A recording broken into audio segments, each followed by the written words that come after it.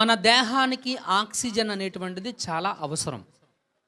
Oxygen ఊపిరి పీల్చుకోవడం, విడవడం. దాన్ని గ్రాంధిక భాషలు ఎలా అంటారు? ఉచ్ఛ్వాస, నిశ్వాస అని. అంతేనా? అంతేనా? ఉచ్ఛ్వాస, నిశ్వాస అంటే ఊపిరి తీసుకోవడం, విడవడం, వదిలిపెట్టడం. ఇది లేకపోతే మన శరీరం బ్రతికి ఉండదు, జీవం ఉండదు శరీరంలో. అవునా కదా? అలాగే ప్రార్థన కూడా క్రైస్తవునికి ఎలాంటిది అని అంటే ఊపిరి.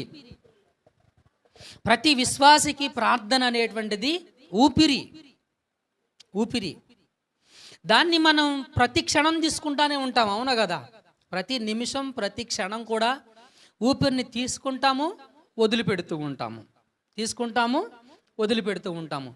తీసుకున్నప్పుడు ఆక్సిజన్ ఊపిరితిత్తుల్లోకి వెళుతుంది, గుండె కొట్టుకుంటుంది, రక్తము పరిశుద్ధపరచబడుతుంది,